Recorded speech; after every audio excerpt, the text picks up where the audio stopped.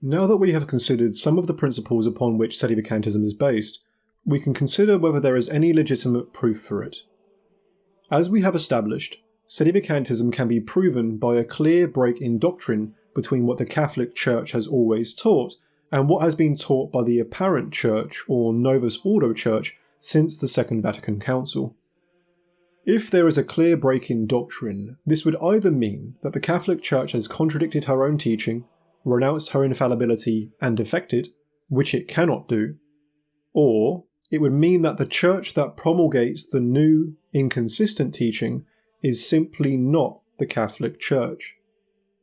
As such, the hierarchy of this second church would not be Catholic, whether or not its clergy are called priests, bishops, or popes. This can be proven in at least two ways. The first is in reference to the Church's teaching about other religions, and the second is in reference to the Church's teaching about prayer and sacraments for non-Catholics. As we shall see in this case, these two issues have significant overlap. Let's begin with the Church's teaching on other religions, and let's begin by outlining the traditional, infallible, magisterial teaching of the Catholic Church. We start with the Catechism of the Council of Trent, which states that amongst those who break the first commandment are those who fall into heresy, who believe not what Holy Mother Church propounds to be believed. And so, those who reject Catholic doctrine, i.e. other religions, break the first commandment. In the Catholic Encyclopedia, we read, "The third mark of the Church is that she is Catholic, that is, universal, and justly is she called Catholic." According to Pope Pelagius II, if anyone, however, either suggests or believes or presumes to teach contrary to this faith, let him know that he is condemned and also anathematized. According to Pope Gregory XVI, true worship of God is unique to the Catholic religion. According to Pope St. Gregory the Great, the Holy Universal Church teaches that it is not possible to worship God truly except in her. According to Pope Innocent III, speaking ex cathedra, the universal Church of the faithful is one outside of which no one is saved. According to Pope Clement VI, the Roman Church alone is Catholic.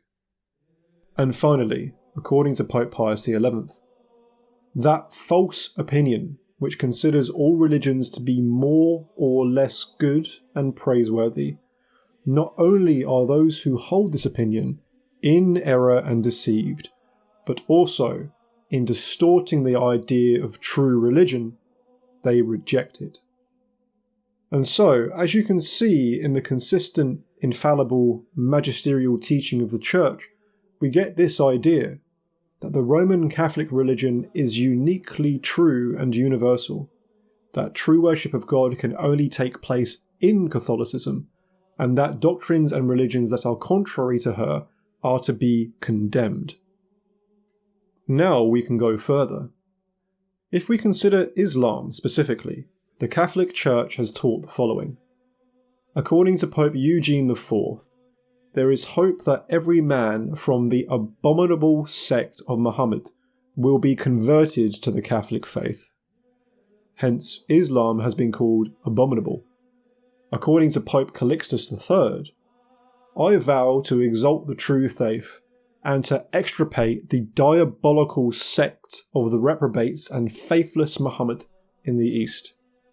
And so, Islam has been called diabolical. And the Catholic Encyclopedia states, what is really good in Mohammedan ethics, i.e. Islam, is either commonplace or borrowed from some other religions, whereas what is characteristic is nearly always imperfect or wicked. That is to say, what is distinctly and characteristically Islamic is nearly always imperfect or wicked. Hence, the Magisterium teaches that other religions are to be condemned, and that Islam is abominable, diabolical, and wicked. In general, we receive the teaching that other religions are not to be esteemed. This is distinct from the respect and charity we owe individual believers, who Catholics should want to save from false religions. Now we can compare this to the magisterial teaching of the Novus Ordo Church. In the Second Vatican Council documents we read, "The Church also looks upon Muslims with respect. They worship the one God, living and subsistent, merciful and almighty, creator of heaven and earth. They have regard for the moral life and worship God in prayer, almsgiving and fasting." This does not refer to individual Muslims who are held within the bonds of a diabolical sect, but gives general praise to Islam as a religion, Muslim worship, and Muslim morals. Not to mention that it equates the one God, creator of heaven and earth, with Allah, which is impossible because Allah does not include Christ, through whom the world was created. Hence, this is a direct denial of the Holy Trinity. In another Second Vatican Council document, we read, "But the plan of salvation also embraces those who acknowledge the Creator, and among these the Muslim are first. They profess to hold the faith of Abraham, and along with us they worship the one merciful God who will judge mankind on the last day." Hence, Islam is praised as a means to salvation, as is Muslim worship. And once again, the Trinity is denied because God is named as the judge of mankind. But Catholics are told in the Creed that Jesus Christ will judge the living and the dead. Allah does not include the divinity of Christ. Documents of an ecumenical council hold magisterial weight. After all, that an ecumenical council is an organ of infallibility will not be denied by anyone. Yet, if this does not suffice, consider the actions and teachings of Novus Ordo popes. Benedict XVI stated, "I frequently expressed the respect of the Catholic Church for Islam." He also received a Quran and said, "The Quran, for which I have the respect due to the holy book of a great religion." John Paul II was pictured kissing the Quran, a clear sign of respect to it as a religious text. And Francis gave respect to Islamic festivals, saying, "I convey sincere best wishes for a fruitful month of Ramadan and a joyous Eid al-Fitr." Speaking of non-Catholic churches in general, Cardinal Ratzinger said, "Therefore, the Church of Christ is present and operative also in these churches." Also, Muslim worship has since been welcomed into Catholic churches, whether that be Muslim ritual dance, general Muslim prayer alongside Catholics, or even the Muslim call to prayer voiced in a Catholic church with consent of the priest, as seen here.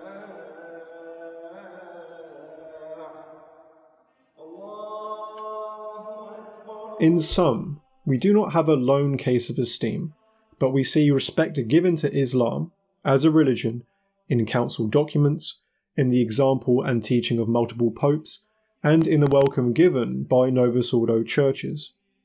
Sources that, when taken together, are, by Catholic standards, magisterial in their authority. They are a sign of what attitude the Church has, and what faith and morals it consistently seeks to teach. And so, we are now able to compare the magisterial teaching of the two churches. If we distinguish the two magisteriums as Catholic and Novus Ordo, we find that, according to Catholic teaching, the Catholic Church is uniquely true and a means to salvation. Other religions are to be condemned. The worship of other religions is false. Islam is false, abominable, diabolical, and has wicked morals. And we might add that God is Father, Son, and Holy Ghost, the Trinity. Now, if we compare that to the Novus Ordo teaching, we find that other churches are part of the scheme of salvation. Other religions are to be praised. The worship of other religions is true. Islam is worthy of esteem and regards the moral life. And we might add that Allah is the same as God, despite the fact that Allah is not the Blessed Trinity. Thus, if we compare these two bodies of teaching, these two magisteriums, we see that one is not consistent with the other. In fact, the one is simply not compatible with the other. Having established that the Catholic Church must be consistent, it is clear that we must conclude that only one of these magisteriums is genuinely Catholic, and hence, as a result, that only one of these two churches can in fact be the Catholic Church.